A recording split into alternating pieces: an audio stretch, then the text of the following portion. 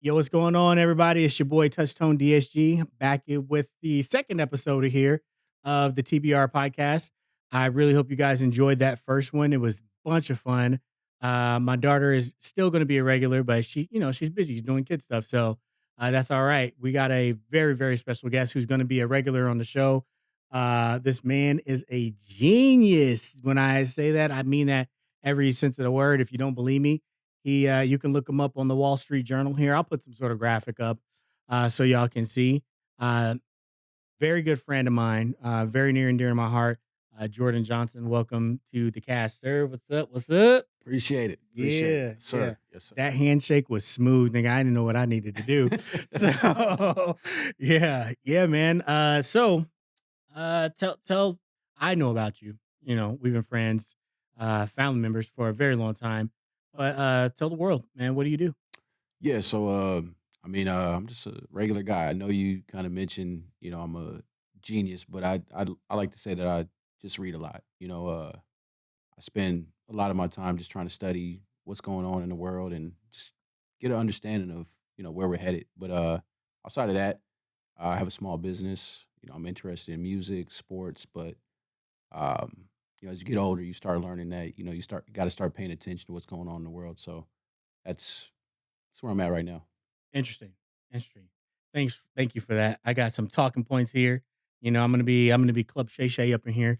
But so we talk a lot. Mhm. Um off off of cameras a lot, and some of the conversations are deep. Actually, some of the conversations that we had prompted me to even want to do a podcast, Mm, because I feel like some of the information we talk, most of it actually, is very powerful, mm. and maybe it can help people, whether they're young, older in life, whatever. So that leads me to my first point. You talked about you read a lot. Mhm. Let's start there, man. What are you reading right now that's got you intrigued? AI, machine learning, deep learning, anything in that arena is definitely catching my attention just because of the time we're in. You want to keep up with, the breakneck speed at which we're moving right now is it's hard, but um, that's why I think looking underneath the hood of how this stuff works is important. So that's catching my attention. Obviously, some economic stuff. So when I was in college, I studied public policy and business, and a lot of it dealt with economy and economies and um, different things like that. So anything I can get my hands on in those domains, it's good stuff. Yeah. Nice, nice. So, um, I'm intrigued by AI as well. I'm sure you guys know. I talk about that. If you don't, now you do. Um, what has got your eye? Like when it comes to AI, I tell you what's fascinating to me. Ready for this? Is the fact how unprepared people are for it. Facts. That's the thing that's really, really intriguing to me right now. Is I'll try to bring it up in casual conversation, because I feel like talking about AI right now is like trying to talk about conspiracy theories back in early 2000s and the 90s. People will kind of look at you like, oh, you're one of those, and Mhm. you know, yeah, I am one of those. I like to stay ahead of the curve, and the amount that people don't understand it and its impact that it will be having, that it's had already, Mhm. on just human culture, not even economy yet, but human culture is absolutely insane. The advances, I was reading somewhere that AI advances 50% every 3 days, something close to that. The stat was along those numbers. And that to me is mind boggling. Anything that advances 50%, I mean, you think about a business, they're gonna take those earnings all day. Oh yeah. We had a 50% third quarter. Heck yeah, you're gonna take that. So when you say something's advancing 50% within a week, every week, what are the limitations? You know, what is your thoughts on where you think AI is right now, and where do you see it going? Let's just say the next. Let's make it munchable here. Pause. Uh, but yeah, in the next 2 years, a bite size. What do you think? So the next 2 years, where we're at right now, I, I try to pay attention to Sam Altman. He's one of the guys that's kind of leading, the charge right now in this space, and I think a lot of people are following him right now. And to a certain degree, you don't want to be a follower, but if you're not, a trailblazer in this space, Correct. you got to learn somewhere. So I listened to a recent segment from him, and he was talking about where we're at with Chat GPT 4 being recently released and how they're working on 4.5, and they're going to be subsequently coming out with five and six eventually. Because like you said. Hey, hold on, Mhm. right there. Explain that to people. When you say Chat GPT 4, 5, what is the difference between that and Chat GPT 3? I don't know at a granular level, but it deals with just the intelligence level overall. The computation behind it is increasing. Um, and not to go off on a tangent here, but that's kind of another thing that I've been paying attention to recently is just computing in general. The requirements needed for this type of stuff to take place is why we're starting to see so much interest in manufacturing again. Is especially with chips, Hmm, semiconductors, and things like that. So that's something that the audience can look into. Especially if you're looking for a career, something to get in quick, and you want to be in a prime position for employment. If you're in that field, manufacturing, semiconductor chips, you're going to be solid. interesting. Um, Interesting. but going back to the AI component, where it's going to be in the next 2 years, man, no one knows. But is it going to be in a stage where we're looking at artificial general intelligence, which is the next step up from what we're dealing with? Potentially, When you that's say A, are we talking about AGI? AGI. Yeah. Okay. Mhm. So I mean, that's a possible, but I think that's what they're trying to work out right now. And the thing that OpenAI and ChatGPT, really led the charge on is just kind of opening up this chasm, if you will, to the public. Because before, a lot of this stuff was being trained on the back end. A lot of the data that they were using, they were scraping off the internet, and they were working with it in a lab setting. And so when they released it in 2022, I think right before the new year, it would took the world by surprise. And everybody was like, "Oh my goodness, this stuff is so functional. It's crazy. It's not just your regular chatbot." Um, and progressively, it keeps getting better every iteration. Because first I think it was like ChatBT 3, and if it sounds like I'm saying BT, I struggle with the B and P and T. Yeah. So We all just hear me out. yeah. I struggle Um, with the T. yeah, No, no. No, yeah, yeah, no. yeah, yeah, yeah, yeah. Nah, I know what y'all thinking. Hey, y'all ain't shit. They could honestly, in my opinion, they could have used a more, like, fluent, title or whatever name that would have made it easier for people, but anyways, each iteration, it just gets more advanced, and so I think that's what they're working on right now is trying to train it to get to artificial general intelligence, which is the next stage in AI.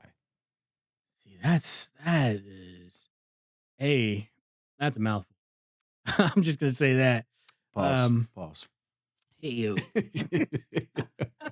Hey, palsy ballsy. Okay, so when I think about that, I hear opportunity, I hear possibilities, but man, I also hear a lot of people being edged out.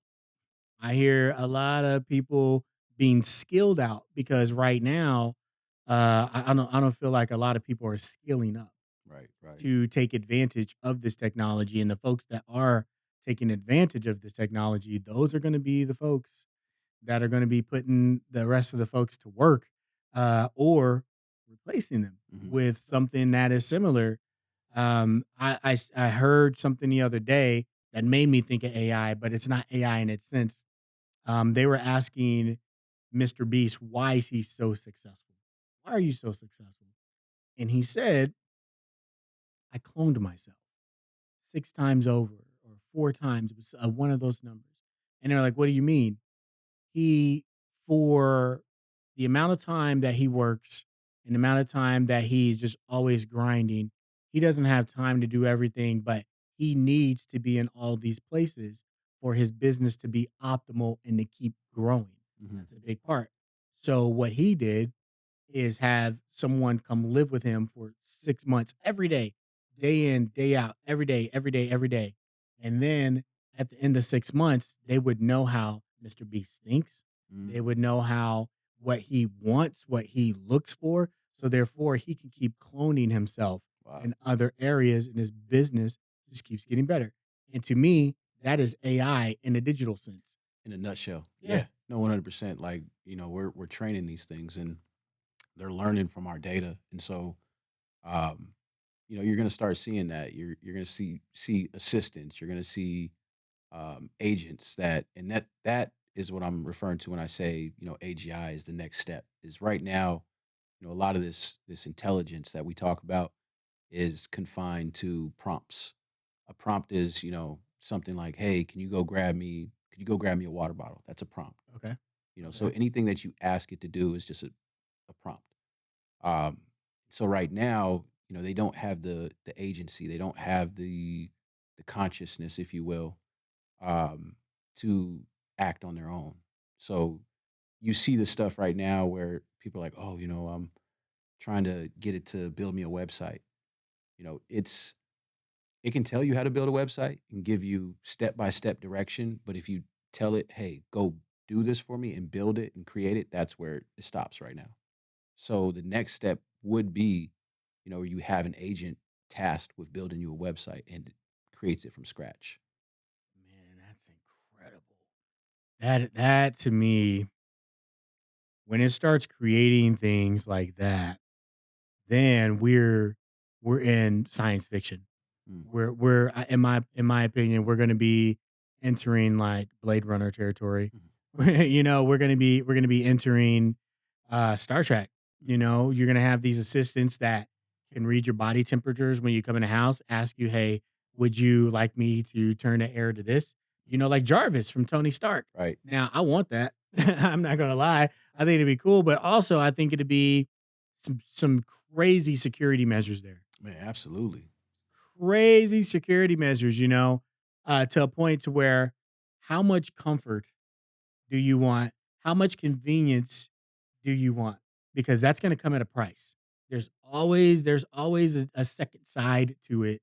And say we do get to that. Say Amazon comes out with, an Echo, Amazon Alexa that can be fully sentient like that. Mhm. Talk to you. How's your day? Notice your dopamine levels are down. Here, I can play your favorite whatever. Man, where's that information going? I mean, where has our information been going for the last, decade or so anyways? So then it's just making the powers that be who control that information more powerful. You know? Yeah. So to me, that I don't know, man. It's like I welcome it. I do. I'm not scared of it, but at a certain point, the creatives like ourselves, um, the playing field is being leveled. We talked about this earlier that even in music, the playing field is being leveled, and when you introduce AI to where you don't even have to know music theory anymore to just, hey, I got this melody in my head, and you kind of hum it. Hey, I need it to sound like this. I need it to do this. Yo, I got these lyrics. Can you make them kind of sound like Drake a little bit? Make me a Timbo beat, something like that. Exactly what you're talking about, bro. Like I and it's reminiscent. It kind of reminds me of so if you go back to 2007, and I was still like in high school, so this is just something I picked up from reading. 2007, before Apple launched the App Store. Go back to that time, everything was kind of behind closed walls as far as, you know, um, from a programmer standpoint. Like if you were a programmer, you didn't really have a marketplace to go to build apps and put them out there and market them. It was, you know, a lot of times it was these sweet packages where you were trying to build and, you know, market and just put in a whole bunch of Yeah, work to get off the ground. yeah, What the App Store did is it opened up the playing field for developers to come and create new tools, new resources, and market them directly to people like you and me. And so changed the complete it completely changed the game, from that standpoint, as far as the relationship that people had with creation. And now what this is doing, it's ushering in a completely different element where you don't have to have, those skills. Because even in that situation, back in 2007, you have to, excuse me, you had to have the technical knowledge to like actually build what Right. it was. Right. So you're saying it made it accessible for even the more common Joe. Let's go there. But also, if you are already an expert in your field, you could take it and go further than you ever thought. 100%. Yeah. Like you had the ability to actually, like I said, now reach a marketplace, reach an audience, that you didn't have before. And it just so happened that you had the technical skill set to actually build these things. So, I mean, we've all had conversations with one of our friends or one of our boys where it's like, man, I got this great app idea. I'm going to do this, man. It's going to be crazy. And the reality is we know that, they don't have the skill set to do it. So a lot of times you end up in a situation where you're trying to raise capital, raise, money to create something that is an idea. And if you don't have the connections or you don't come from the right background or environment, you're not going to get that support. Mm, So now what this does when we do get to that next stage where you have autonomous agents, not necessarily autonomous agents, but agents, um, AI agents that can go out there and build you, an app, you can just tell it what you want. You don't got to have any of the coding skills, any technical skills, and that opens up a whole new playing field where it's no longer about the technical person. It's not. idea. It's the idea. It's Yeah, the idea. it's the idea. So basically, we've had a wall, Hmm. a technical wall, kind of holding ideas back, and that you had to outsource at some sort of point if you didn't know how to do it. Hmm. So now, even if you're not skilled enough now, is what you're saying, I can just say, hey, I got an app idea of XYZ and it builds Yeah, Jesus. it's crazy. Man. It's crazy. I think so. Going back to your point where you're like you see a lot of opportunity. That's as being an entrepreneur and somebody who has that type of mind. That's what intrigues me about it initially. Because I mean, I 100% believe it's important to be honest about your intentions. Yeah, of course. And as an entrepreneur, I think everybody in this field they see what it is. Like man, this is the gold rush. And so everybody's rushing to it. And I posted something about this the other day where it was like, I see a lot of people in the venture capital space, these VCs and people that got money, rushing towards this thing and got these developers creating stuff right now. But it concerns me in regards to are these people really studying this stuff? Like are they studying it or are they just trying to produce something? Like there's a difference between like you're a producer, you're a beat maker. There's a difference between the craft that you've put in to understanding what you're doing versus the guy that, picks up a drum set tomorrow Right. and starts making beats. Right.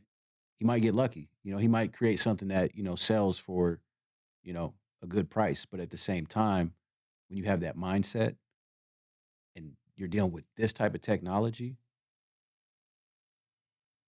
Man. So okay. That I guess that kind of brings me to the next point because folks do know me for my music. mm, And I'm grateful for that for sure.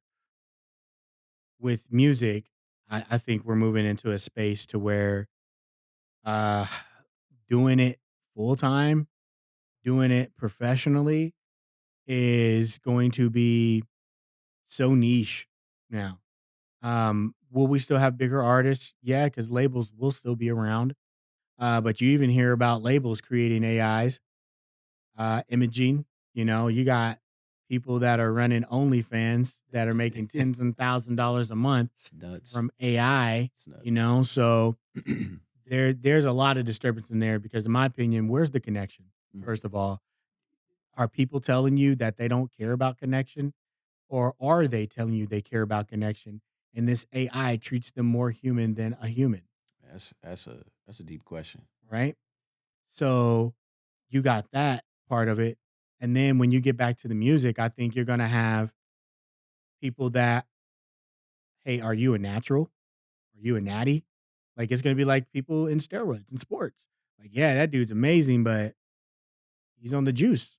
Mm. He's on the AI juice. That's his stuff sounds like that. Most of those ideas are not his. He's just polishing them. He's taking his core idea and letting this take off.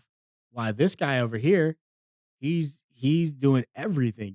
He's writing his own lyrics from top to bottom. He's doing the own mixing. So to my point there is, are we gonna get to a point in music where the soul, to where like the AI be able to capture the soul, right? The soul of the essence of what you're trying to create. I think today's music it will, 100%. Yeah. Like, we were just talking about this, like, I don't think there's much thought in today's music, and this is just a personal opinion. I share it. Um And I ain't afraid of it. Today's music is kinda, y'all let me down, man. And I don't wanna be that old guy like, "Yo, Biggie, Pac, DMX, all them," like, but it's you guys are making it easy, so don't shoot the messenger. No, I mean, it is what it is, man. Like, you know, I was talking about this with you earlier. I feel like I'm starting to sound like my pops when it's like Don't we all? Michael Jackson's real music, Prince's real music, and to a certain degree, we all feel that way about what we grew up with. But to the music that's coming out right now, like, I mean, it's like just a factory mill. It's a factory mill. Everybody sounds the same. So to the soul part, can it take the soul from College Dropout, an album like that? No way. No. You're not gonna be able to recreate that feeling. Nah. Classics, the stuff that is timeless, it's not gonna be able to recreate. Yeah, see, I feel like people are weirdos. Let me preface this because I don't want to have a hot take here, but I feel like a lot of folks are weirdos because they want to sound like someone. Mm, They want to sound. Oh, I want to sound like Drake. yeah. Oh, I want to sound like Kanye. You know what I mean? Like sound like you. Like why are you trying to recreate that anyway? So when you get to this AI in music, they're like, hey, I want to sound like Travis Scott. Why? Yeah, I think there's a thin line between being influenced and wanting to, like what you're talking Oh about, yeah. absolutely Oh, I've been sound. influenced. Yeah. I've been influenced by Dre, Tim, Mhm. Pharrell, Yeah. Manny Fresh. The list goes on. Quincy Jones, like I've been influenced by a lot of folks, but I still like appreciate it, but also learn from it to do what I want to do. Like, okay, Pharrell did that. That's cool. And that just sparked this idea. But let me try it like this, Yeah. instead of doing it exactly like Pharrell. Mhm. That's where I start to, get a like the old man mentality, if they want to call it that. And then like a lot of music to your point to where my son will show me some stuff and I'm like, dude, that sound like the past 6 songs you've showed me. Like, I'm just being real. What do you want from me? Yeah. I'm gonna give you the same answer. It's kind of all right. Mhm. And I'm not hating on it all because some of it is cool, some of it very little. It just don't speak to me. Maybe it's a generational thing. I think it is. Like, I tried to put myself in a mind frame where I understood the art, because like, everybody's form of art is different, Yeah. and sometimes you can catch the beauty in something that just gets disregarded as crap. Like, I imagine when Basquiat first started coming out with his paintings, people are like, "Man, what is this?" Or somebody that wasn't trained to think that was beautiful art from prior generations probably would look at it and be like, "Man, this is terrible," Right. Right. compared to the Mona Lisa, but over time, you find the beauty in it, and I think maybe that's the divide that we just gotta work on over time, but, just my personal opinion, that's why I said it's personal. I don't think that the music that they're making now is gonna be hard to copy, Mm, from a standpoint of, AI and and learning it. yeah. Mm, No, because it's not that much thought that goes into it. Before, mm, there was wordplay, there was, and that's going to the way machines work. One of the things that you look at is the concept of natural language processing, and that's kind of on the back end. That's the deep learning side of it, where um, machines they're processing all this data. You know what I mean? So they have the compute hooked up to their system, and that computation is sending energy to these machines, which essentially is giving them the fuel to source all this data across the web. And what they have to do is they have to have logical reasoning to be able to essentially consider what the probability is, the conditional probability of what the next word is going to be in a sentence. Mm, That's how they're piecing together these strings of, sentences that we see in replies and, GBT. Gmail. Yeah. Yeah. It's based upon probability of what the next word would be, which is all just like if you look at it, you could have 5 words and they would all be rated in a percentage of what's, the most likely word to be said next in a percentage scale. And it will pick the highest one. And so I can listen to a song now and literally tell where a rapper is going, before they even get close to the end of their stanza, you know? Wow, that's wild. You even say that. I was on Instagram scrolling like everybody, and there was an ad that came on that said rappers are falling off. Y'all better get up on it. And it was literally someone writing rhymes in their phone, and I forget what website or what language model it was, but it would give him some phrases of rhymes in his style because it learned how he wrote, and he would put like his first 6 bars and it would finish it for him, and he could pick from different phrases. Now rephrase that. Okay, I like that. I like that. Mhm. And to me, that's I say that's the future, but anyone could rap Oh, anyone, now. yeah, You know, yeah, because anyone could rap. now you can take, to your point, the likeness, you can take the voice. So, I mean, let me ask you a question, because you're more, within this arena, this sphere, this domain. Like, what do you see as far as leasing, like the rights of your voice in the next like 5, 10 years? That's a great question. And I will get back to that after the sponsor of this video. So, the sponsor of today's video is me, TouchTone DSG. I'm going to continue to sponsor these videos until we get a sponsor. But hey, check your voice services out. Links will be in the description. And we're going to keep it rolling. We're going to keep it rolling. So, you had asked me, So, what's your thoughts on like licensing, as far as like your voice? We've all heard the AI generated, weekend songs, Drake songs. I think that adds a completely new element to the music industry moving forward. wow, that's a great question, by the way, because my initial thoughts on something like that is is a little bit of pessimistic, but I also want to be future proof or forward thinking about that, because someone somewhere they're gonna make a business out of that. Oh, That's for sure. gonna happen, Yeah. right? If it hasn't already happened, and I think that there is going to be new laws introduced for likeness. It's gonna have to happen. Mm. You just can't go around snatching people's face and voice. There's so many legal ramifications that can lead down to. So I see laws coming. Um, let's just say you wanted to rent or lease Adele's voice. Mm. Let's just say that, right? I think that that's going to spawn a whole new business model. Would it be like a feature, you think? Man, Kind of like that's I like I said, I'm not in the weeds as far as like how that process goes as much as you are, but would it be like that process? I feel like it's going to be like a process now. How you have studio musicians that sing background vocals for a certain artist, or you have a guitarist that comes in and just plays a little bit. You pay them that fee, and then that's it. And the bigger artist is going to be a bigger fee. So if you want Adele's vocals on your hook, yeah, you can do it. My starting rate is this, Mm, and I get a percentage of the song is this. You're going to be negotiating with Adele directly. Maybe not the label unless she signs over her likeness of her voice. mm. That gets into slippery territory.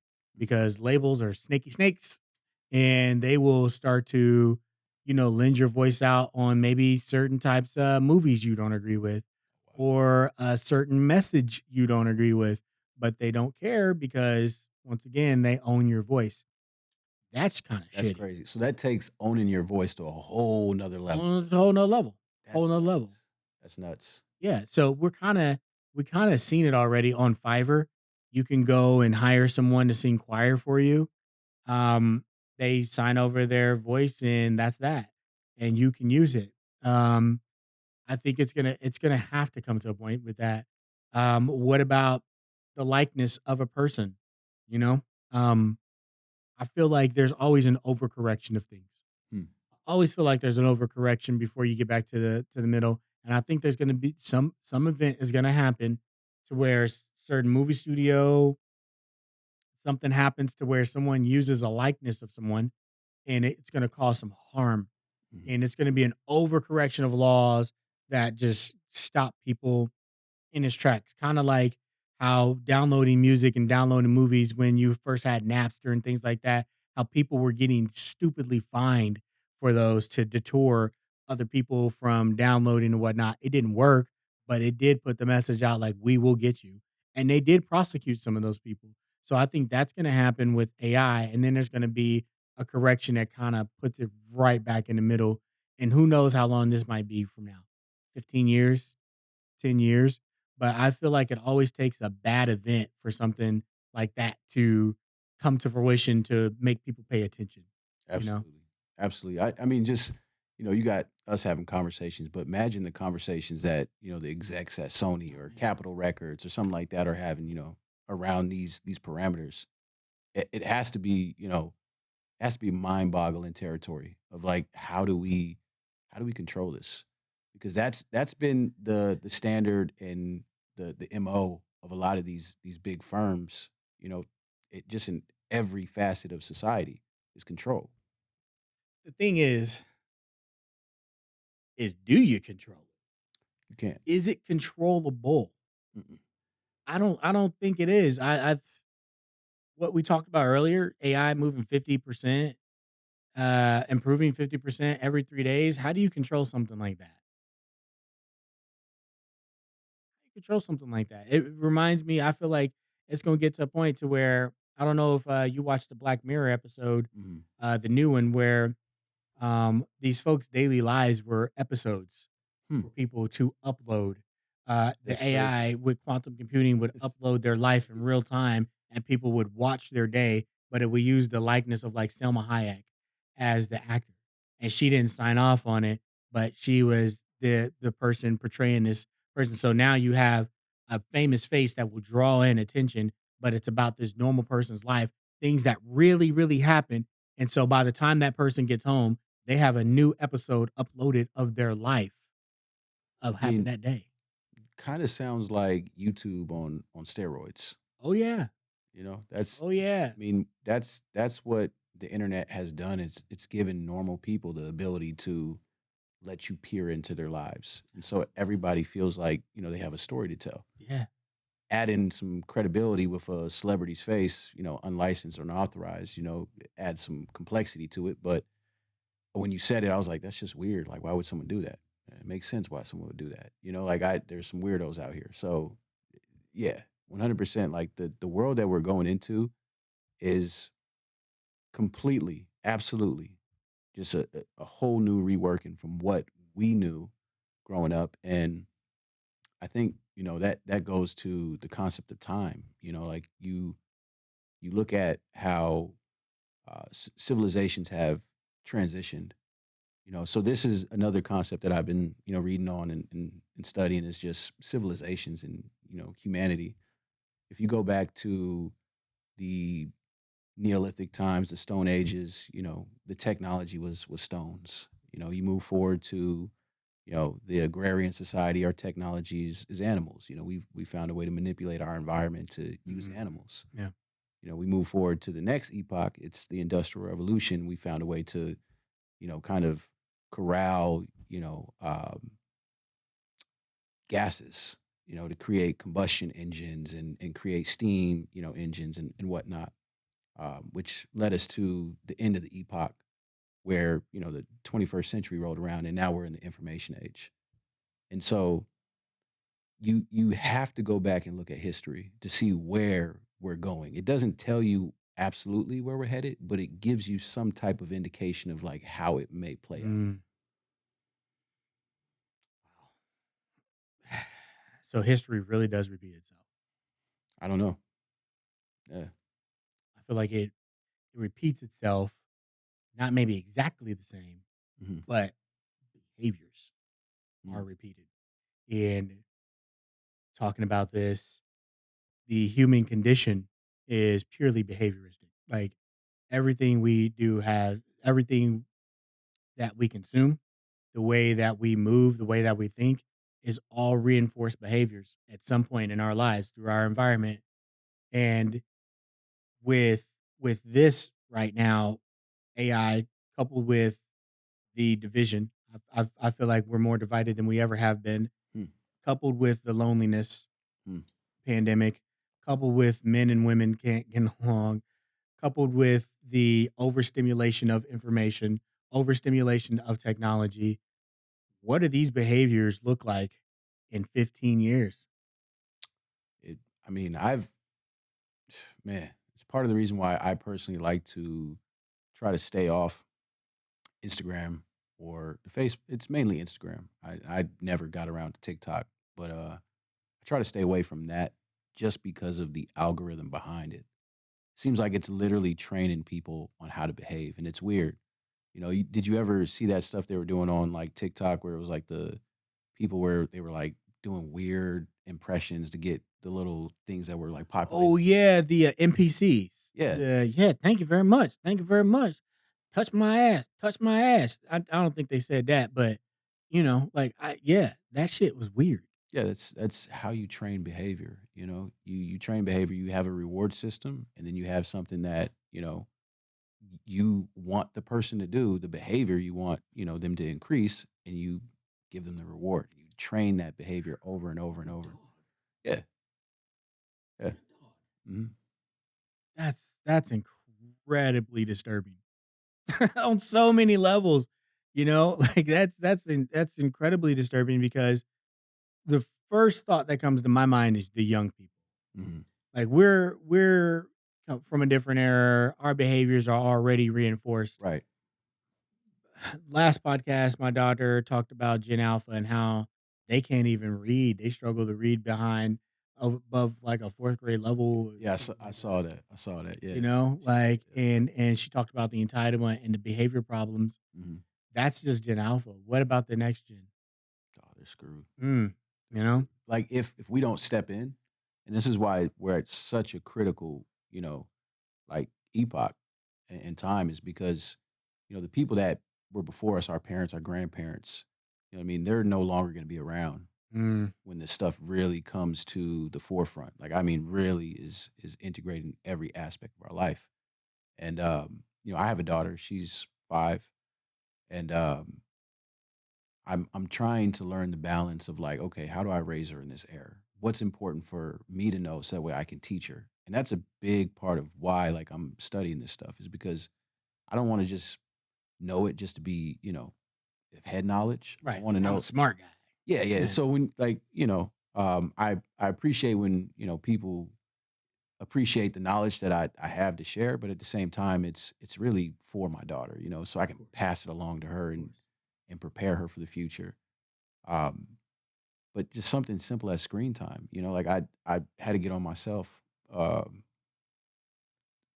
a week ago, because I it just that Bobby Smurn about a week ago, but uh, I had to get on myself about a week ago where I realized like she was just spending way too much time on the tablet, and that thing, if you allow the child just to sit there and look at it, it's gonna raise your kid. It's gonna tell her things that like, she's coming to me and talking about Lamborghinis and Gucci and, like, she's 5 years old. Why does she know these things? And it's because of the tablet and the shows she's watching where they're promoting kids to kids. Yeah. Consumerism, man. It is consumerism, and believe me, these corps, that's what they want. I don't know when or where we went to this level of corporation trumps all, Hmm. money, getting after that being the main goal where that trumps all. I look at someone like BlackRock, Vanguard. Mhm. Look at I look at these people and they're extremely powerful. There's no doubt about that. But they put the dollar before everything. Mhm. And to me, that's just it's I know I'm being a human here, but to me, that's just kind of crazy. And in a sense, it's just like, when do we draw the line? When do we stop? When do we say, okay, kids are off limits? Like I feel like the more we go on this path, kids are just being railroaded from things that they're teaching in schools now that would never fly when I was a kid. Like the kids' innocence are just being stripped away in real time, and we're all just looking. Mhm.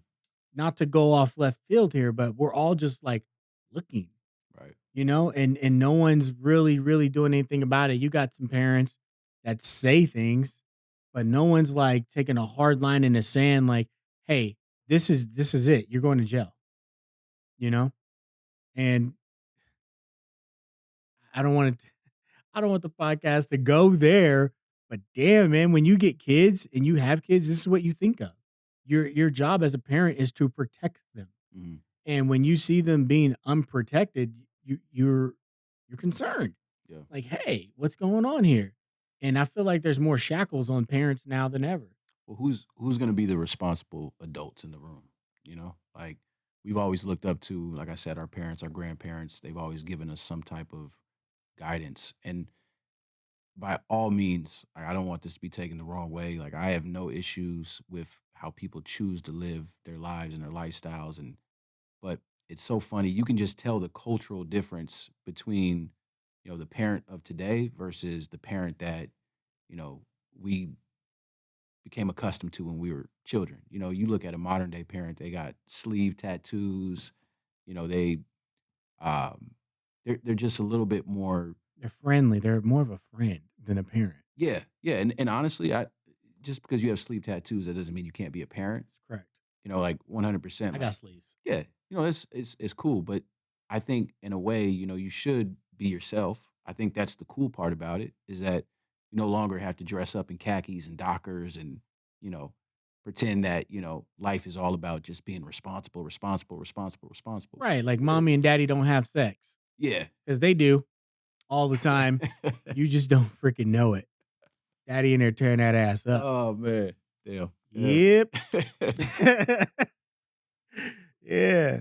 So, mhm. Yeah, and I think it's good that, we're becoming more comfortable with our kids like that, but at the same time, there's a responsibility, and the irony in what I said is, our parents were responsible, responsible, responsible. The irony is that, we're becoming less responsible in the sense of, Mm. you know, how we parent our kids and how we, just view the world. We have such a like illegitimate trust factor, when it comes to the world around us and the things that, we're involved with as far as our everyday social institutions. And I think that's a big part of the reason why we just throw up our hands and say, F it, you know. I'm gonna live the way I want to live. I'm gonna dress the way I want to dress. I'm gonna talk the way I want to talk. I'm gonna bump the music that I want to bump. And that that Oh, message gets passed down to the kids and put that in an impressionable mind that can't decipher how the world works. right, You know what I mean? right. That's bad news bears. That is bad news bears right there. Okay, so when you said something here, this makes me think of, okay, if we're willing to go there culturally as parents, um, even as kids, right? Where does this take our money, right? So think about it. If technology is advancing and parenting is changing and things of that nature is changing, how does our money change? because that's the big part of all of this Mhm. that is not being talked about is our money. And we've seen changes. We've seen it from the barter system to gold to cash to now cards. What's the next step? I feel like it's cashless. So what do you mean? Could you rephrase that? I'm trying to. So if everything else is advancing around us and we have been in the card age for a while now, Mhm. what's the next logical step for advancing when it comes to making money, spending money? What does the money form look like? Is it purely digital? Is it some sort of hybrid? Like, what does that look like in your opinion? Well, I've been spending a lot of time, thinking about this subject, and it's probably not going to be some of the stuff that we talked about before. That you would believe I would say as far as Bitcoin, Bitcoin, Bitcoin. Like I'm a big proponent of Bitcoin. I am. I like the Same here. technology. I like everything behind it. As far as it being a way for us to store our value over time and not have it depreciate or debased. But Right. um, Being the first digital asset, right. like a legit asset. Right. Yeah, and we can have, conversation about that all day. Like I said, Bitcoin's my thing. Um, but just the concept of value, like that's really what we're talking about is value exchange and how, humans have exchanged value over time. And that's what money represents. A currency represents, it eliminates the need of going back to the day when we were, bartering. I don't have what you want, but you have what I want. So, man, we're kind of stuck at a crossroad. Currency came in, and now, you don't have what I want, but I have this universal medium of exchange that you can That take. we all agree Yeah, this is a $20 bill. right. And We you, all agree this is a $100 bill, even though physically there's no difference between those two pieces of paper. right. Yeah, Got you. just a medium of exchange. So information. Yeah, Okay. information. That's literally what it was, and over time, it's developed into literally digital bits in a database. So now we've been on a cashless society. I mean, try to go to McDonald's and give them $100 bill. You know, they're not going to take it. And they've been slowly transitioning us off of this, yeah, this cash system to a digital system for like the last 20 years. And I know one of the big buzzwords going around right now is the CBDC, the Right. central Central bank digital currency. digital currency. And at first, when I started looking into Bitcoin, that's like one of the first things you hear about. It's one of the big buzzwords. Um, I think that's going to utterly fail. I Okay. Okay. So we share differences of opinions here because I feel like they're going to force it, mhm. especially if the Fed's behind it. But I like that. What? Why do you think it's going to fail? I mean, just listen to the public sentiment. I mean, if it wasn't going to fail, the public would know about it. The public knows about it, and it's becoming more popular because they're putting that message out there. And I mean, this will probably get me in trouble with my Bitcoin friends, but I personally think, I'm not going to get into the conspiracies, but Let's get into conspiracies. Let's go there. I think it's all part of the game. It's all part of the game. What do you mean? I mean, so you mentioned BlackRock earlier, and we all know who BlackRock is. Fidelity, all these companies, these large asset managers. If you've been paying attention to the space, you realize they just launched or you'll know that they just launched the ETF. Spot ETF. That's Right. correct. And so an ETF is just, an exchange traded fund, which is essentially jargon for you have a basket of goods of, whatever it is, and they're putting a spot price on it, and they're pretty much indexing the price as it rises and it goes up, and you can buy fractions of it. So Okay. that's big in the financial world because you have to, for most financial institutions, they're all about managing their clients' risk.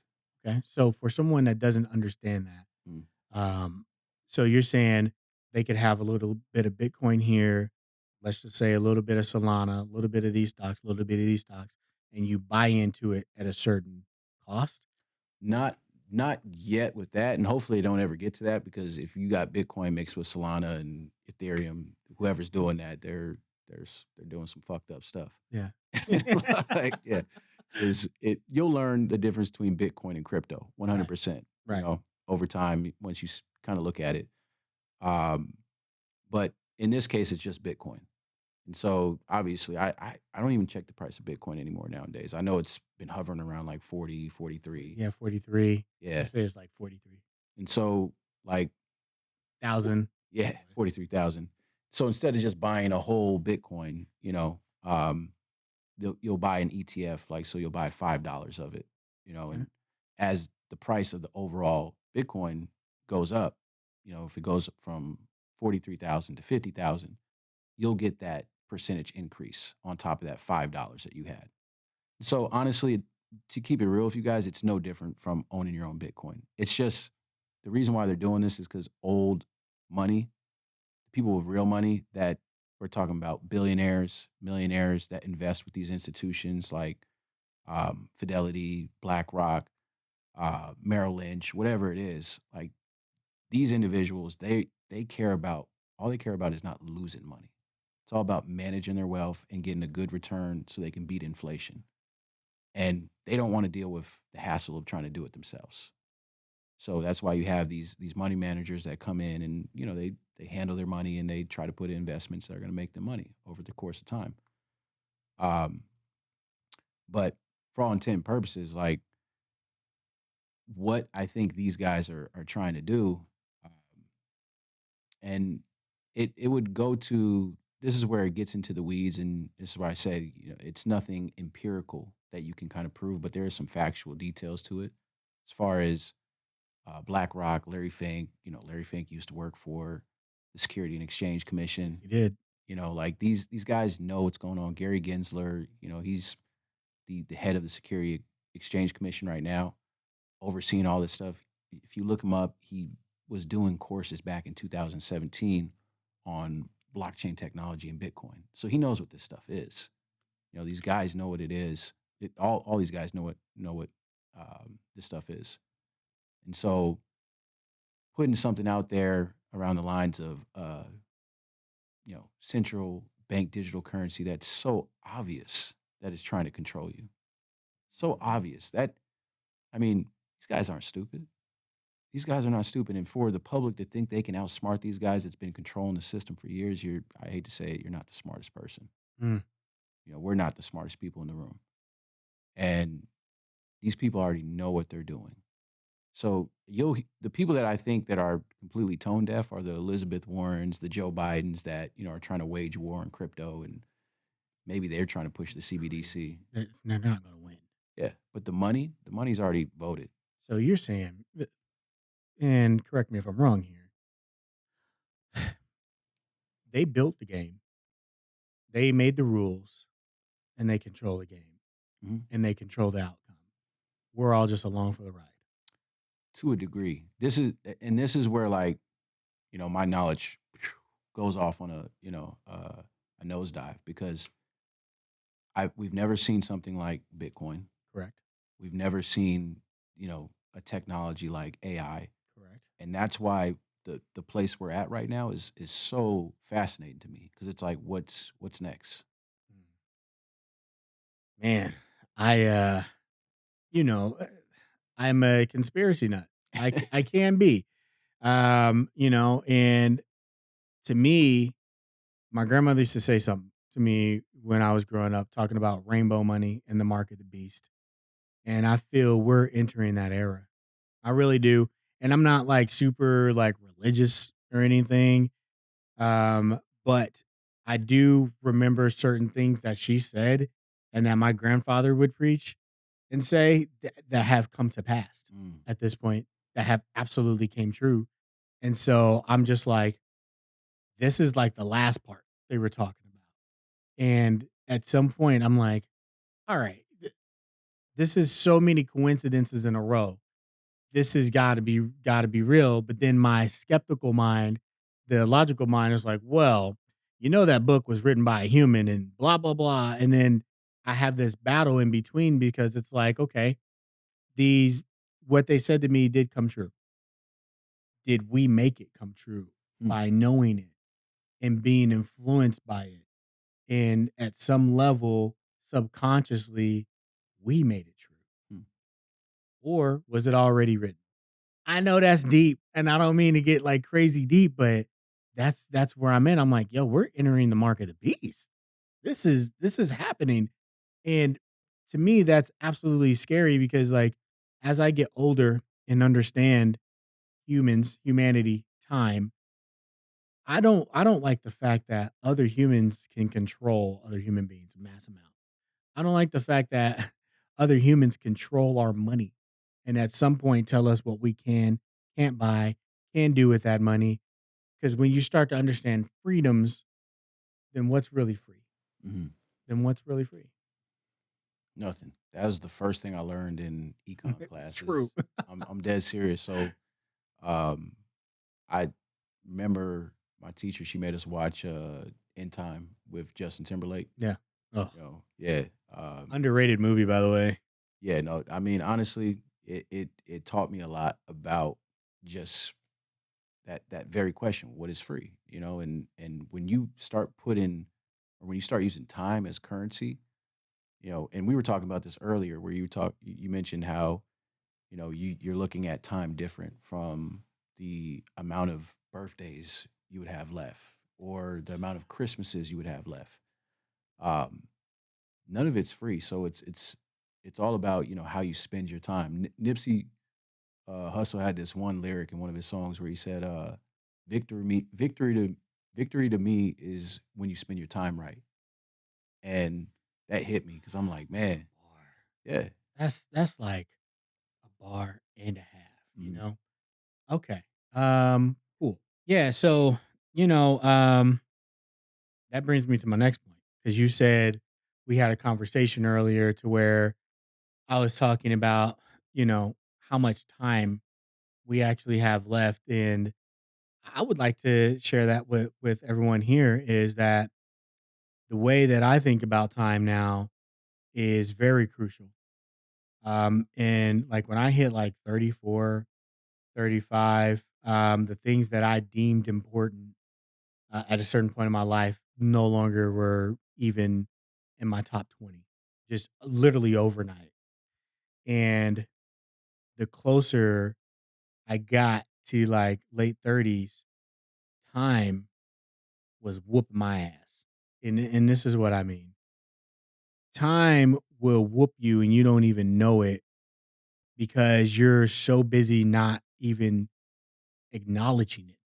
You're almost disrespecting time in a sense, and I was completely disrespectful of the existence of time because I was caught up in worldly things. mm, I was caught up in my own bubble here, and time was whooping my ass, and I didn't even know it. And what I mean by that is that if you don't respect time, it's got all the time in the world to make you respect it. Because at some point you're gonna look up and you're gonna be like, what happened? Where did all that time go? The thing is, it's been there the whole time. I know I'm saying time a lot, but it's been there this entire time. You just didn't respect it.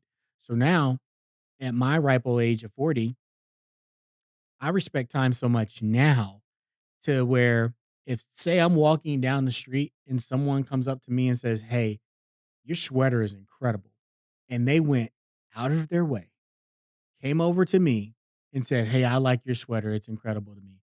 That literally took them time. They just gave away asset, their important asset that they can have as a human being. They gave that to me. mhm, They thought I was worthy. They deemed me worthy of 20 seconds of conversation. mm, And most people don't even have 20 seconds of conversation, of real conversation with themselves. mm, How much do they even respect themselves if you're not even doing that? We spend the most time with ourselves, mhm, period. And think about some of those conversations. I'm going to be honest. I was at a point to where those conversations were brutal for me mm, because I was negative to myself and I didn't even know it. And the one thing that I did is I stopped chasing my dreams and I started chasing my fears. Mm, Because once you chase down your fears, there's your dreams behind those fears. mm, Because those fears are standing in front of your dreams. So I started chasing down those fears, and lo and behold, those fears that I had, those thoughts that I had weren't even mine. mm. They weren't even my thoughts. They were implanted from somewhere along the way, but there they were. You ever heard that saying, no matter how far you run, there you are? Mm, You know what I mean? No matter where you run, there you are, you know? And so I had to get to a point to where I started respecting time. So when people even just say hi to me, it means a lot. You just gave me 2 seconds of your most important asset. That's like a fraction of a Bitcoin. I'll take it. That's a Satoshi. You just gave me a Satoshi of your time, you know? So that's where I'm at. I value my time because, you know, like we said, 40 now. Some people call it the back half of your life. Um, Most black men, myself, if I'm not, you're not in peak physical condition, no matter if you don't have any kind of family genetic bullcrap going on, you might live to mid 70s. So that's 30 more summers. mhm, That's 30 more Christmases with my kids. you know? I've already spent a ton of Christmases with them, you know? You start to think of it in that way. And then the people that precede you with your parents, grandparents, how much time they have left, mm, they might have 10 Christmases left, five, two. And you start thinking of time on that scale, it hits you right in the chest. And you really start to respect it. You really start to respect it. I feel like time is what makes us human. mm, It's what makes us human because on a grand scheme of things of existence, we even don't exist. Like I was saying earlier, the universe is 15 billion years old. mhm. The Earth is 4.5 billion years old. Um, we can trace back some humanity. There's a lot of conflict there, but let's just say Yeah, 200,000 years old. yeah. That is not even a fraction of a nanosecond Mm. And on the grand scale, yeah. on a grand scale. That's not our existence is not even a fraction of the nanosecond in the universal way of thinking, in the universal laws. So respect your time, respect other people's time, but respect time as itself. Now, some people will say, well, time's man made. Even if it is, right? Even if it is man made, I think when you start to respect time and other people's time, you start respecting humanity. Mm. You start to respect the small things about humanity. Yeah, no, the definition that we place on time, especially like in the linear, or they call it linearism, which is the era that we live in right now, where everything is What do you mean by that? so. Look at your clock right now. You see what time is it? 8:05. We know it's going to be 9:05 in an hour. We know tomorrow is going to be what the ninth. After that. So we're on a linear time scale. Like a 9 to 5 work week. Right. So on that time frame, we have an understanding of what time is, in a very um, abstracted sense, but not in a good way. It's time is relative. And so one of the things that I was thinking about is like, man, like give yourself more grace. And I'm speaking to myself, like give yourself Mm, more grace talk because it. Talk it. time is truly relative in the sense of look at, and we were talking about this before we came on. You had periods of, chaotic time in the beginning, where you had Neanderthals. I'm not really a big evolution guy. I don't, you know, I'm not because I'm not.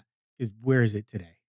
yeah, no, and I like, but at the same time, like if we're just gonna go based upon what science tells us, and I'm not here to argue that, at the end of the day, I think people can have their opinions and they actually don't conflict, if that makes sense. Mm, If you really read between the lines. mhm. Um, but going back to that time, everything was chaotic. There was no such thing as time. When people were hunting and gathering, they didn't know the concept of Friday, Saturday, Sunday, Monday. They didn't know it was 8 o'clock at night. They just knew the sun was out or the sun was down. And over time, they started to study. Time gave them the ability to study their surroundings, their environment, and learn from it. So ultimately, time taught them. Mm, We're in such a hustle and bustle right now. We don't have time.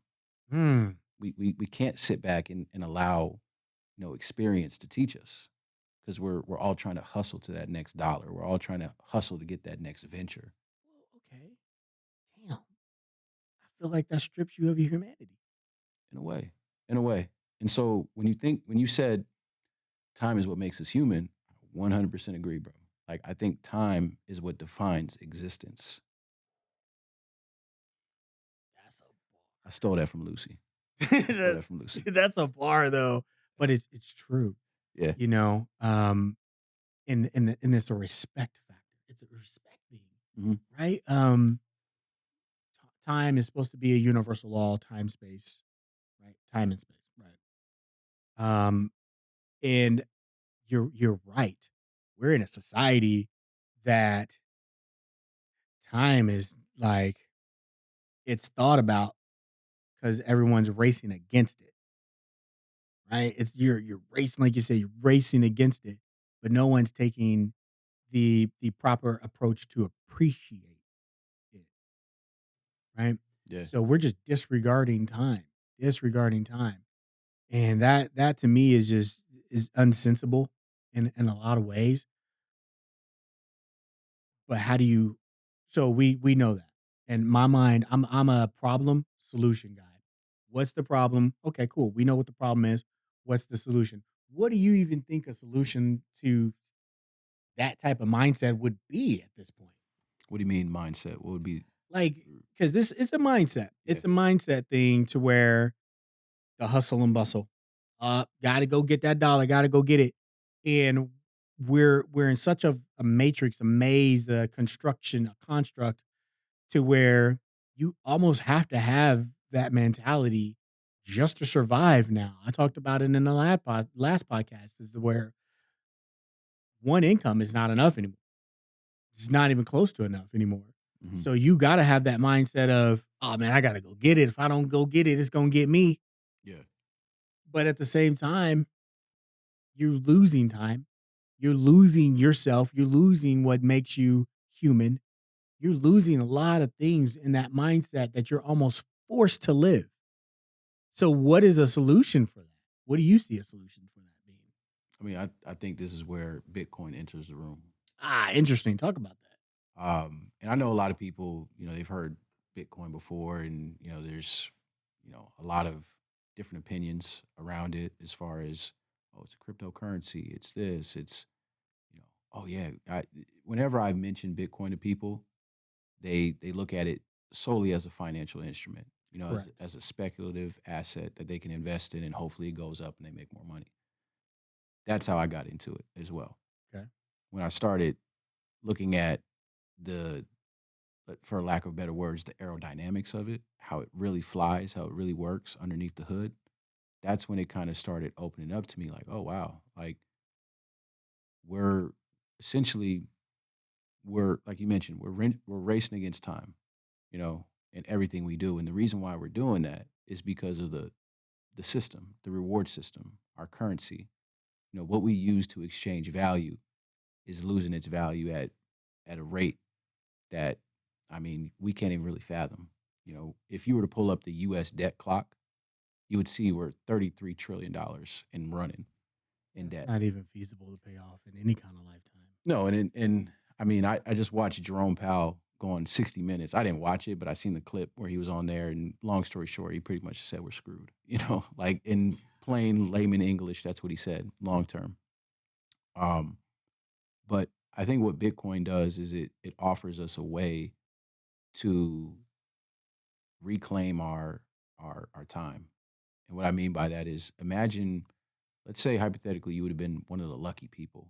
And I say lucky because you would have to be lucky if you weren't in that group. If you weren't a cypherpunk, or if you weren't, you know, within that specific region of like Silicon Valley, or just within that domain, really, really in the deep cuts, there's no way you would have known about Bitcoin in '09, '10. If you did, then man, like you had an opportunity for a lifetime. You could have bought, Bitcoin for hell, you could have put $1 in there and you would have had millions today. And so what I mean by that is that it's like the inverse relationship. You got this currency that everything that's denominated is continue to going up. It just continues to go up in price. And you have this other medium of exchange, this store of value really, that you put your money in and the price of everything continues to go down over time.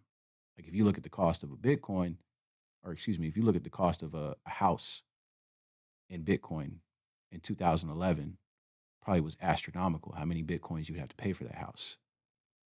But now if it going 44, one Bitcoin going for 43,000, it only costs maybe four or five of them. Four or five, maybe anywhere from four to 5, 10, wherever market you're in. You know, um, and that's with everything. And so there's this book by this author. His name is Jeff Booth. It's called the Price of Tomorrow. He says he's like the one that coined this term, I believe, but he just talks about how he may not have coined the term, but he's well known for this concept of excuse me, not price, technology is really a deflationary asset. And think about that. Like everything else that we've seen with technology has gotten cheaper. Remember when the first, smart TV came out? Yeah, How much was it? dude. I remember I wanted one. It was 3,000-4,000 easy. Right. The new Vision Pro just came out. We were just talking about that earlier. It's 3,500. Give it some time. Give it some time. If you really want to check it out, go to your Best Buy, put it on, see how it works. Apple Store, whatever. But give it some time. It will drop down in price, and that's just because as technology advances, it makes things cheaper. Because we learn more efficient ways to build the product while saving money. And so, why is something so arcane or archaic like a house the material isn't changing? If anything, our houses are getting cheaper. you know like the houses that there's some houses that have been built in 2020 where it's like, I hear people saying, oh, I got to get a renovation on this, my this is falling off or that's falling off. It's like, wait, what? Didn't you just get this house in 2020? And the houses are astronomically more than what they were, you know hell, even 5 years ago. Yeah. Yeah. So what that tells me is that, you know, the value of what we're using to track the price of all these materials, these goods and services is lying to us. Mm. And so you need a unit of account that is set. So if I were to give you 10, 10 Skittles, let's just use that. I love Skittles. Um, Me too. yeah, it's probably the best candy in the Tear world. some damn Skittles up. Let's say I give you 10 Skittles, and that's the only 10 Skittles you're going to get. The value of that 10 Skittles is it's 10 Skittles. You lose one, you only got nine. You lose another one. And these are the only 10 Skittles in the world. Like we're out of Skittles now. The value of that, it grows immensely. But if you knew that, hey, I can just get another bag of 10 Skittles after I give these away, it's easy. It's just whatever. Here, you can have the whole 10. I'm just gonna go get another. Matter of fact, I'm gonna go buy 20. And that's because you're able to produce it. But if you're out of it, how would you feel about those 10 Skittles if someone asked you for them? Right. Yo, I don't even know if I want to give up one Skittle. You asked me for 10. Like, how much? You want 5 of them? I mean, hold up. That's all that's left. Nah, bro. I'll give you this much. Nah, bro. It's got to be life changing money for me to even come up off one, a half of one. Here, I'll give you a half a Skittle. You know what I'm saying? I give you a half a Skittle at that point. Mhm. That's the way. That's the Bitcoin in a nutshell. Yeah. And it makes you look at, I mean, one of the main books, if anybody is familiar with Bitcoin and in the space, like about the Bitcoin standard. That's like the Fantastic book. yeah. The Bitcoin standard is the shit. Let me get this out the shot. Hold on. Hey, listen, the Bitcoin standard is a fantastic book. If you guys haven't read it, it's a great read. Puts a lot of things to perspective, Mhm. retrospectively. And I mean it just teaches you the difference between, hard money and easy money, what sound money is.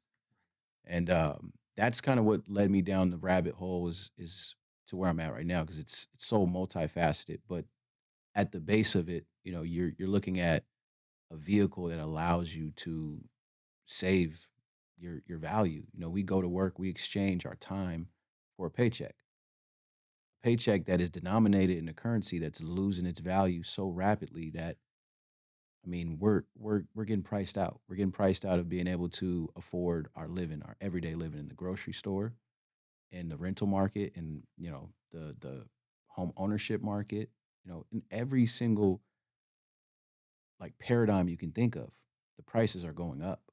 And that's because I mean, as of recently, this is like the basic knowledge. I don't say that to be facetious or insulting, but it's well known what they've done within the last 4 or 5 years with the currency. Going back to COVID, printing 40% of the money supply. Right. Within the last 4 years. That's crazy. Absolutely crazy. It's nuts. Unexcusable.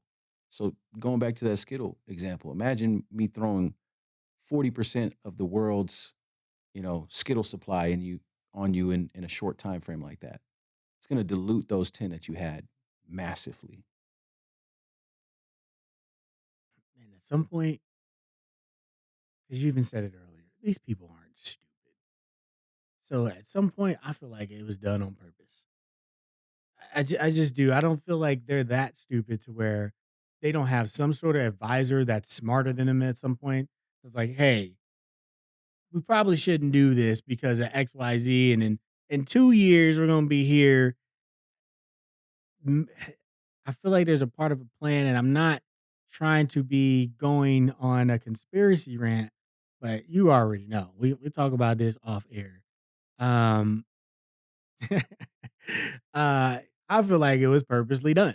I'm just being honest with you. I feel like it was purposely done, and they are pushing things on us monthly, daily to keep us distracted from seeing the real villain, if you want to say that the real issue of what's going on. And so back to your point here with Bitcoin, um, I feel it's the opposite of the Skittles because you can't say if you have 10 Skittles, you can't go in a bag and just throw another 40% at it because No, there's only so much. yeah, it's and people will say, "Oh, well, you can change the supply and this and that. How is it limited to 21 million?" It just goes to, the concept of, let's say me and you somehow find a way to encode, rules into this game, and you know, we set it in motion. Any iteration after that is not going to be version 1 anymore. It'll be version 2, version 3. So I highly encourage people that want to learn this stuff and figure it out to one, pick up the Bitcoin standard, read that, get a good understanding of what money is, how the financial institutions work. After that, you can, I mean, all these are written by the same author. The Fiat Standard's a good one. These books, by the way, I'll leave them in the link in the description below. Bitcoin Standard, Fiat Standard. And then the Block Size Wars, that was written by Jonathan Byers. Great book to understand like the the policy behind Bitcoin, what regulates it, how does it work. From like I said, I have a background in public policy and business as far as like what I studied in college. So I loved reading that book because it wasn't just about this digital currency, but it was about how we vote and how we organize as a an organization of humans. An experiment. Yeah, yeah. It's an experiment. And so imagine. I, I don't know if that's a good example, but I was going to say, imagine when the founding fathers of America, you know, drafted the legislation for the Declaration of Independence. When that first was put in place, if they were able to put it into code, you know, which is essentially what happened with the Bitcoin, code. It was programmed in, um, and that version is set, set in stone. So everybody that joins this network, same way, supposedly democracy works, everybody that joins within this nation has to now vote on any updates to the policy or the rules. And in this case, the rules of the protocol. And essentially, if you don't feel like you want to change the rules and it's not in your best interest, you don't have to. And that's the benefit of the 21 million is that you start learning about things like game theory. Game theory is just like studying how people behave and outcomes, these behaviors and what leads to these outcomes and what incentivizes people. Um, and that's baked into the whole scheme of it. That's why I said it's multifaceted. You think you're getting in, to this stuff just to get rich. And so when you mentioned the Wall Street Journal article, it wasn't really like a piece of like, oh, this guy's a genius or anything like that. It was really kind of a slander piece.